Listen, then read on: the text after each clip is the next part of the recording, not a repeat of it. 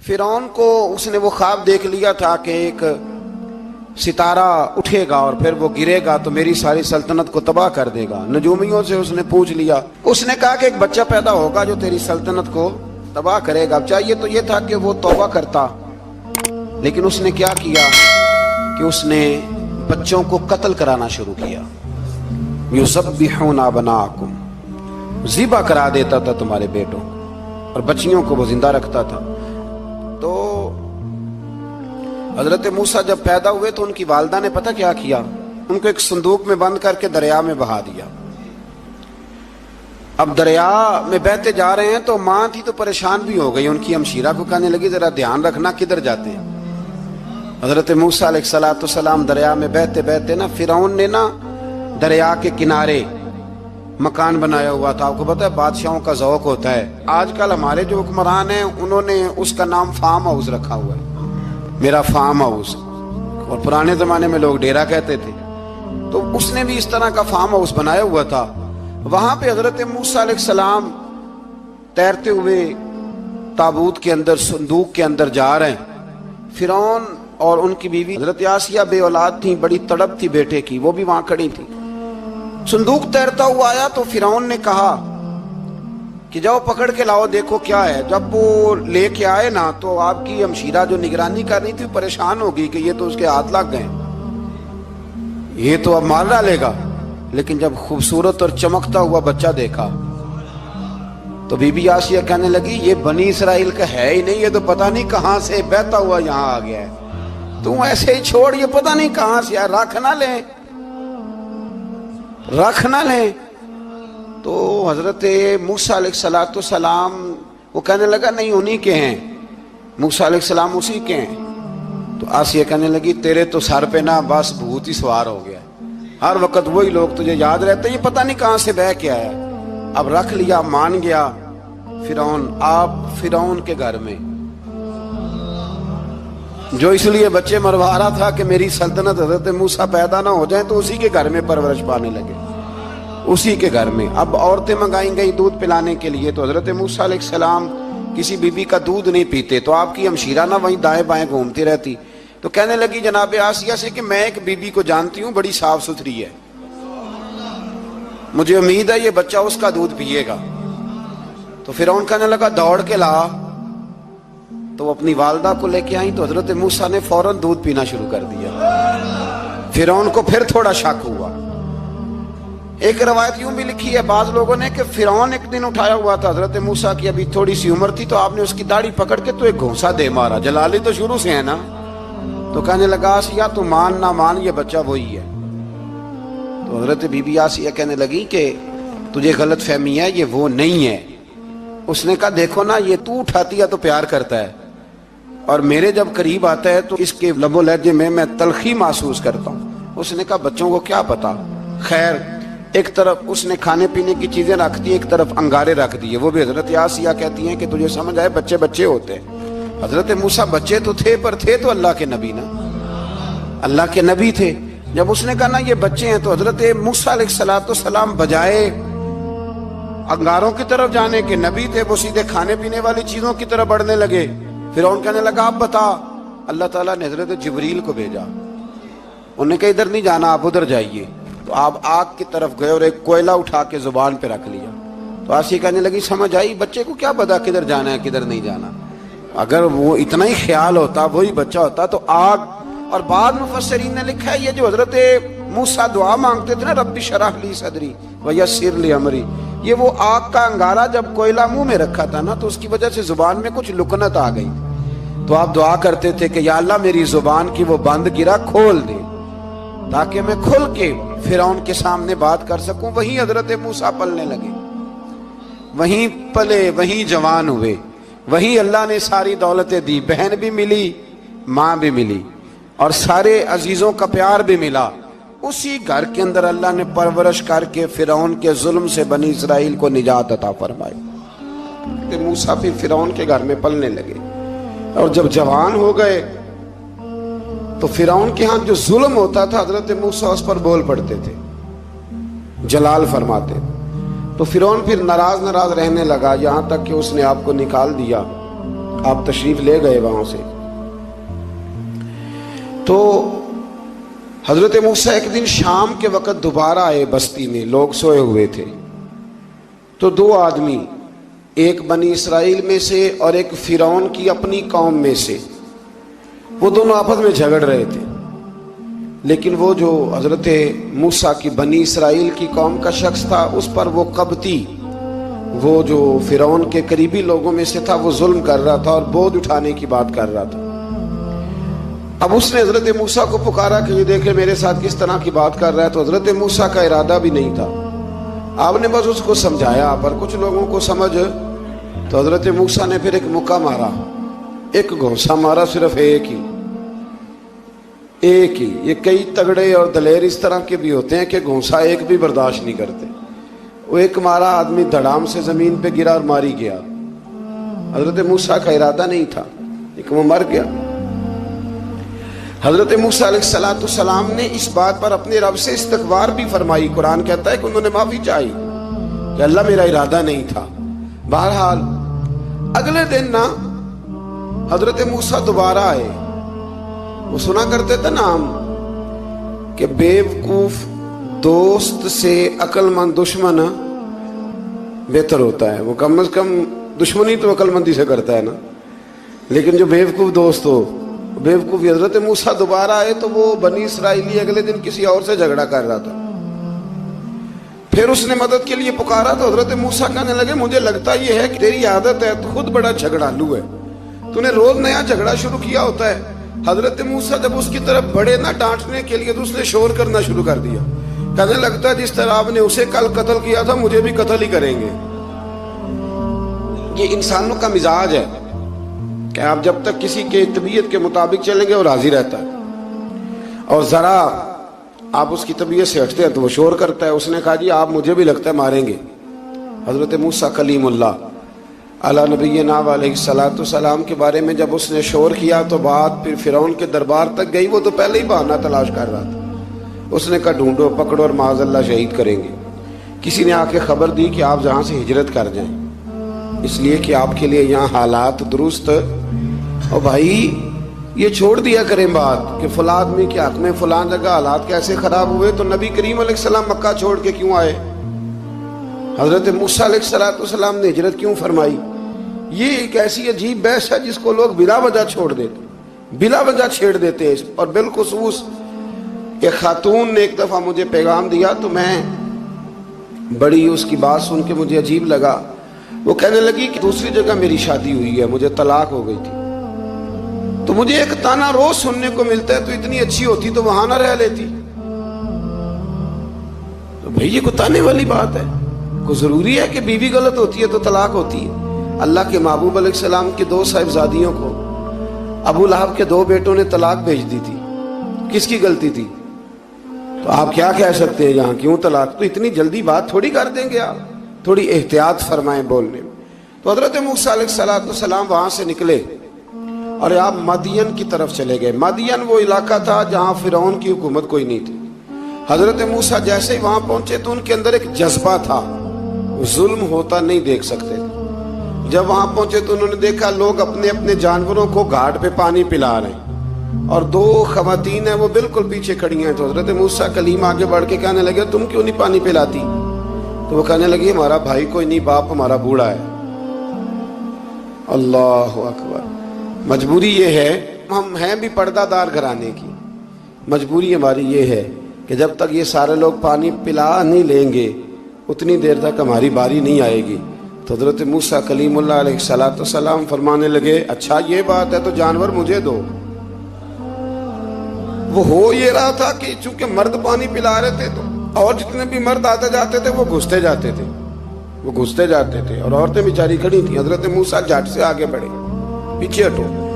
ان دو خواتین پاک باز عورتوں کے جانوروں کو پانی پلایا اور پھر آپ دوبارہ وہیں بیٹھ گئے. وہ بیویاں جلدی جلدی گھر گئیں، جا کے اپنے والد سے کہنے لگی ابا جی کمال ہو گیا، اس بستی میں ایک ایسا آدمی ملا ہے جو عورتوں کی طرف دیکھتا ہے تو نیکی کرنے کے لیے آگے بڑھتا ہے، جو مجبور اور بے کس کے لیے اچھے جذبات رکھتا ہے. فرمایا جلدی لاؤ، کچھ مفسرین اور طرف بھی گئے ہیں، لیکن جمہور نے لکھا ہے کہ وہ حضرت شعیب علیہ السلام تھے۔ حضرت شعیب نے گھر بلایا، اپنی ایک بیٹی کو بھیجا، فرمایا بیٹے بلا کے لاؤ۔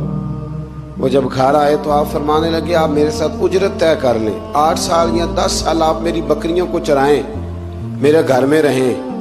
اور پھر فوراً ہی فرمانے لگے اگر آپ ہمارے گھر میں رہیں گے، دیکھ بھال کریں گے، تو میں اپنی ایک بیٹی کا نکاح بھی آپ کے ساتھ کر دوں گا۔ تو 8 سے 10 سال حضرت موسیٰ نے وہاں قیام فرمایا۔ اور پھر جب آپ کا نکاح ہو گیا تو آپ اپنی بیوی کو لے کے مصر کی جانب جا رہے تھے، تو رستے میں نا ٹھنڈ زیادہ ہو گئی، تو اپنی زوجہ سے کہنے لگے وہاں آگ جل رہی ہے، میں تیرے لیے آگ لے کے آتا ہوں تاکہ تو تاپ سکے، گرمی حاصل کر سکے۔ وہاں گئے تو درخت سے آواز آئی موسیٰ میں تیرا رب ہوں۔ درخت سے آواز آئی موسیٰ میں تیرا رب ہوں۔ اور حضرت موسیٰ کلیم اللہ کو وہاں وحی آنی شروع ہوئی، وہاں وہی اللہ تعالیٰ نے انہیں وہ عصا عطا فرمایا جو پھر بعد میں اژدہا بنتا تھا۔ رب کریم نے وہیں حضرت موسیٰ کلیم کو وہیں ید بیضا عطا فرمایا۔ اپنا ہاتھ گریبان میں ڈال کے نکالتے تھے تو چاند اور سورج کی طرح روشنی دیا کرتا تھا۔ ید بیضا لیے بیٹھے ہیں اپنی۔ میں کبھی کبھی کہا کرتا ہوں کہ مولا کے دینے کے انداز بڑے انوکھے ہیں۔ بھائی یوسف کو کنویں میں پھینکتے ہیں تو اللہ مصر کا حکمران بنا دیتا۔ تو پھر حضرت موسیٰ وہاں سے واپس آئے اور آ کر کے آپ نے دوبارہ وہ سارا نظام زندگی شروع فرمایا۔ موسیٰ علیہ السلام نے ان کو دعوت حق دی اور کہا کہ میں تمہارے پاس واضح نشانیاں لایا ہوں، بنی اسرائیل کو میرے ساتھ بھیج دو۔ فرعون نے معجزات پیش کرنے کے لیے کہا تو حضرت موسیٰ علیہ السلام نے اپنا عصا زمین پہ ڈالا، اپنا عصا، اپنی چھڑی، اپنا ڈنڈا زمین پہ ڈالا تو وہ ایک واضح اژدہا بن گیا۔ پھر حضرت سیدنا موسیٰ علیہ السلام نے اپنا ہاتھ گریبان سے نکالا تو وہ دیکھنے والوں کے لیے روشن ہو گیا، ہاتھ کے اندر نور پیدا ہو گیا۔ ید بیضا لیے بیٹھے ہیں اپنی آستینوں میں۔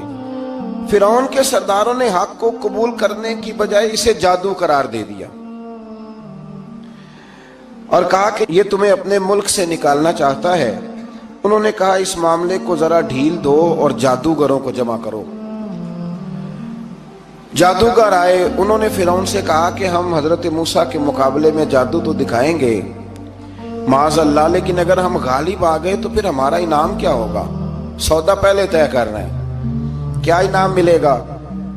اس نے کہا کہ اگر تم غالب آ گئے تو میں تمہیں اپنا قریبی بنا لوں گا۔ بادشاہوں کا قریبی ہونا بھی تو بڑی بات ہے نا، لوگ بڑے پاپڑ بیلتے ہیں قریبی ہونے کے لیے، اور یہ جو قریبی ہوتے ہیں نا، بالخصوص جو بادشاہوں کے قریبی ہوتے ہیں، بادشاہوں کی تباہی کا سبب بھی یہی لوگ ہی بنتے ہیں۔ یہ ان کو روز خبر دیتے ہیں کہ سب اچھا ہے، سب اچھا ہے، اور دنیا کے زیادہ تر حکمران انہی لوگوں کی وجہ سے تباہ ہوتے ہیں چونکہ ان کا خود عوام سے رابطہ نہیں رہتا۔ اگر وہ خود عوام کے ساتھ ڈائریکٹ رابطہ کریں تو شاید انہیں اچھی اور صاف ستھری چیزیں سمجھنے کو مل جائیں۔ خیر، جادوگروں نے جب کہا ہمیں کیا دو گے تو اس نے کہا تمہیں قریبی بنا لوں گا۔ جادوگروں نے موسیٰ علیہ السلام سے کہا کہ آپ پہل کریں گے یا ہم پہل کریں؟ تو موسیٰ علیہ السلام نے کہا تم پہل کرو۔ جب جادوگروں نے اپنی رسیاں زمین پہ ڈالیں تو لوگوں کی نگاہوں کو سحر زدہ کر دیا، جادو کر دیا اور انہیں ڈروا دیا۔ انہوں نے کہا یہ تو بڑا جادو لے آئے۔ تو اللہ تعالیٰ نے حضرت موسیٰ علیہ السلام کو حکم دیا کہ آپ بھی اپنا عصا زمین پہ ڈالیں۔ ان کی رسیاں سام بن گئی تھی نا، دراصل وہ سام بنی نہیں تھی، لوگوں کی آنکھوں پر جادو ہو گیا تھا، انہیں سانپ نظر آ رہا تھا۔ فرمایا آپ بھی اپنا عصا زمین پہ ڈالیں۔ وہ عصا سام بنا اور جادوگروں کی ساری چیزوں کو نگل ہی گیا۔ ان کی بہت ساری رسیاں سام بنی تھی، ان کا ایک ہی عصا سام بنا اور سب کو نگل گیا۔ اس طرح کے معجزے کی حقانیت اور جادوگروں کا بطلان ثابت ہوا اور فرعونی رسوا ہو گئے۔ جادوگر سجدے میں گر گئے اور اللہ پر ایمان لے آئے۔ فرعون نے انہیں دھمکی دی کہ تم میری اجازت کے بغیر ایمان لے آئے ہو، میں تمہارے ہاتھ اور پاؤں مخالف سمت سے کاٹ دوں گا، یعنی الٹا ہاتھ کاٹ دوں گا، سیدھا پیر کاٹ دوں گا، میری بغیر اجازت ایمان لے آئے ہو، اور تمہیں سولی پہ بھی چڑھوا دوں گا۔ انہوں نے کہا کہ ایمان لانے کی پاداش میں تم ہمیں سزا دینا چاہتے ہو؟ پھر انہوں نے اللہ تعالیٰ سے صبر اور استقامت کی دعا کی۔ اس کے بعد فرعون نے بنی اسرائیل کے بیٹوں کو قتل کرنے کی اور بیٹیوں کو زندہ چھوڑنے کا حکم دے دیا۔ موسیٰ علیہ السلام نے قوم کو صبر کی تلقین کی اور کہا کہ نیک انجام اہل تقوی کے لیے۔ یہاں ایک لطیف بات ہمارے صوفیاء نے بھی لکھی ہے۔ صوفیاء کہتے ہیں کہ فرعون نے کلمہ نہیں پڑھا پر جادوگر کلمہ پڑھ گئے۔ وہ کس طرح کلمہ پڑھ گئے؟ تو کہنے لگے دراصل انہوں نے آتے ہی حضرت موسیٰ کا ادب بڑا کیا تھا۔ جادوگر حضرت موسیٰ کے مقابلے میں آ کے بھی ان سے کہتے ہیں کہ رسیاں آپ پہلے ڈالیں گے کہ ہم ڈالیں؟ آپ اصحاب پہلے رکھیں گے کہ ہم رکھیں؟ تو اتنا سا ادب کیا تو رب کریم نے فرمایا جو نبی کا ادب کرے وہ بے ایمان نہیں رہ سکتا۔ جو نبی کا ادب کرے وہ بے ایمان نہیں رہ سکتا، اور جو نبی کی بے ادبی کرے وہ ایماندار نہیں رہ سکتا۔ ختم ہو گئی بات۔ یہاں ہمارے صوفیاء نے یہ بات لکھی ہے کہ چونکہ انہوں نے آتے ہی کہا تھا کہ آپ پہلے ڈالیں گے یا ہم پہلے ڈالیں، تو حضرت موسیٰ سے انہوں نے پوچھ لیا، نبی کے پوچھے بغیر پہل نہیں کی تو اللہ نے انہیں ایمان کی دولت عطا کر دی۔ اللہ تعالیٰ نے فرعونیوں پر قحط سالی کا عذاب نازل کیا۔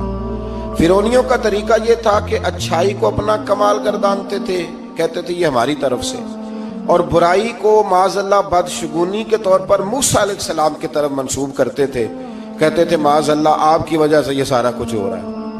ہوتے نا نہیں کہتے ہیں جب سے میں وہاں گیا ہوں تب سے۔ ہمارے بزرگ ایک لطیفہ بھی سنایا کرتے تھے کہ کسی زمیندار نے نماز پڑھنی شروع کی تھی تو اس کے جانور مرنے شروع ہو گئے۔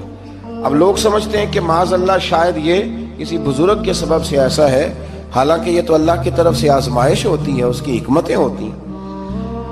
اللہ تبارک و تعالیٰ نے ان پر عذاب کیا نازل کیا؟ آیت نمبر 130 اور 143 کبھی آپ سورہ اعراف کی پڑھیں تو اللہ تعالیٰ نے ان پر ٹڈیوں کا، جموں کا، مینڈکوں کا اور خون کا عذاب نازل کیا۔ یہ کس قسم کا عذاب ہے؟ جمعے پڑ گئے، ٹڈیاں آ گئیں، یہ اللہ نے عذاب نازل کیا۔ جب وہ عذاب میں مبتلا ہوئے تو موسیٰ علیہ السلام سے کہا کہ آپ اللہ سے دعا کریں کہ ہم سے یہ عذاب ٹل جائے، اگر ایسا ہوا تو ہم ایمان لے آئیں گے، بنی اسرائیل کو بھی آزاد کر دیں گے۔ لیکن موسیٰ علیہ السلام کی دعا کے نتیجے میں جب عذاب ٹل جانے کے بعد فرعونی پھر اپنے وعدے سے پھر گئے۔ بنو قریظہ والوں نے بھی کئی دفعہ حضور سے وعدے کیے پر اپنے وعدوں پر قائم۔ ایک بات آپ سے یہاں روک کے عرض کر دوں، ہم بھی کئی دفعہ کہتے ہیں ذرا بریک کبھی گاڑی کی نہیں نہ لگتی تو ہم ارادہ کرتے ہیں کہ آج سے ہی نماز شروع کر دینی، ذرا طبیعت زیادہ لیل ہوتی ہے تو ارادہ کرتے ہیں نا کہ بھائی آج کے بعد ہم نے نیک، پھر کیا ہوتا ہے شفا ہو گئی تو چھٹی ہو گئی۔ یہ طریقہ درست نہیں، یہ تو کفار کا طریقہ بیان کیا نا قرآن پاک نے۔ یہاں فرمایا جب اللہ تبارک و تعالیٰ نے انہیں نجات دے دی تو اپنے وعدے سے مکر گئے، تو پھر اللہ تبارک و تعالیٰ نے بنی اسرائیل کو سمندر پار کر کے ایسی قوم کے پاس پہنچا دیا جو بتوں کی پرستش کرتی تھی۔ وہ تو بچ گئے لیکن فرعونی سارے دریا کے اندر غرق ہو گئے۔ حضرت موسیٰ علیہ السلام سے کہنے لگے کہ ہمارے لیے بھی یہ خدا بنا دیجئے۔ حضرت موسیٰ علیہ السلام نے فرمایا بت پرستی کرنے والے جاہل ہیں۔ یہ بت پرست قوم کے پاس جب گئے نا بنی اسرائیل والے، بت پوجتے ہوئے دیکھا تو کہنے لگے ہمارے لیے بھی سامنے بنا کے رکھ دو۔ فرمایا یہ تو جاہل ہیں، تم انہیں دیکھ کے اثر قبول کر رہے ہو، اور اپنی جاہلیت کے باعث یہ ہلاک ہونے والے بھی ہیں۔ پھر اللہ تعالیٰ نے بنی اسرائیل پر اپنی نعمتوں کا ذکر فرمایا، اور موسیٰ علیہ السلام نے اپنی قوم میں ہارون علیہ السلام کو اپنا جانشین فرمایا اور کوہ طور پر تشریف لے گئے۔ اللہ نے فرمایا وہاں آ جائیں، میں آپ کو تورات عطا کرتا ہوں۔ 40 دن کا یہ عرصہ تھا۔ موسیٰ علیہ السلام نے وہاں پہ جا کے، وہ سارا واقعہ بھی انہی آیات میں ہے کہ حضرت موسیٰ نے عرض کیا تھا کہ رب ارنی، یا اللہ میں تجھے دیکھنا چاہتا ہوں، تو فرمایا لن ترانی، تو نہیں دیکھ سکتا۔ وہ بھی یہاں اللہ نے ذکر فرمایا۔ پھر اللہ تعالیٰ نے اپنی ایک تجلی جب کوہ طور پہ ڈالی تو حضرت موسیٰ علیہ السلام تاب نہ لا سکے اور بے ہوش ہو گئے، اور پہاڑ بھی ریزہ ریزہ ہو گیا۔ اس کا ذکر بھی اللہ نے انہی آیات میں فرمایا۔ آیت نمبر 144 سے 155 تک حضرت موسیٰ علیہ السلام کو رسالت عطا کرنے، کلیم اللہ کا منصب عطا کرنے، تورات عطا کرنے کا ذکر ہے۔ آگے چل کے بتایا کہ جو متکبر لوگ ہیں نا وہ آیات الہیہ سے منہ پھیرتے، اور جو لوگ اللہ کی آیات اور قیامت کو جھٹلاتے ہیں ان کے اعمال باطل ہیں۔ پھر موسیٰ علیہ السلام کے کوہ طور پر قیام کے عرصے میں بنی اسرائیل کے زیورات سے بچڑا بنا کر اسے معبود بنانے کا ذکر ہے۔ ان میں ایک جادوگر تھا سامری، سنا ہے سلالہ میں اس کی قبر ہے۔ حضرت موسیٰ کوہ طور پہ چلے گئے تو اس نے پیچھے سے سونے کا ایک بچڑا بنا لیا، اس میں سونے کی تاریں اس کے منہ میں لگائیں، ہوا چلتی تھی تو بجتی تھی۔ اتنے کمزور عقیدے کی یہ قوم تھی کہ انہوں نے فٹافٹ ماننا شروع کر لی، فٹافٹ ماننا، کہنے لگے یہ ٹھیک ہے۔ چنانچہ موسیٰ علیہ السلام جب واپس آئے تو قوم پر غصے اور افسوس کا اظہار فرمایا اور کہا میرے پیچھے تم نے ایسا برا کام کیا ہے۔ انہوں نے تورات کی تختیاں بھی زمین پہ ڈالی اور اپنے بھائی ہارون علیہ السلام کا سر پکڑ کے اس سے جواب طلبی کی۔ انہوں نے کہا اے میرے ماں جائے، بڑے خوبصورت لفظ ہے قرآن پاک، اے میرے ماں جائے، اے میرے بھائی، قوم نے مجھے بے بس کر دیا اور قریب تھا کہ یہ مجھے قتل بھی کر دیتے۔ اب آپ مجھ پر سختی کر کے دشمنوں کو ہنسنے کا موقع نہ دیں، کبھی بھی دشمنوں کو اپنے اوپر ہنسنے کا موقع نہ دینا چاہیے۔ پھر آیت نمبر 151 میں موسیٰ علیہ السلام کی دعا اور کلمات استغفار کا ذکر ہے۔ آگے چل کے بتایا کہ غصہ ٹھنڈا ہونے پر موسیٰ علیہ السلام نے تورات کی تختیوں کو اٹھایا جن کی تحریر میں اللہ سے ڈرنے والوں کے لیے ہدایت اور رحمت کی بشارت تھی۔ آیت نمبر 156 سے لے کر 158 تک میں موسیٰ علیہ السلام کی دعا کا ذکر ہے، جس میں انہوں نے اپنی قوم کے لیے اللہ تعالیٰ سے دنیا اور آخرت کی بھلائی مانگی۔ اللہ تعالیٰ نے فرمایا یہ کامل نعمت میں ان لوگوں کو عطا کروں گا جو ایمان کے ساتھ تقوی بھی اختیار کریں گے، یہ انہیں ملے گی نعمت، اور پھر وہ زکوٰۃ دیں گے اور اس عظیم رسول یعنی نبی کریم صلی اللہ تعالی علیہ وآلہ وسلم کی وہ پیروی کریں گے۔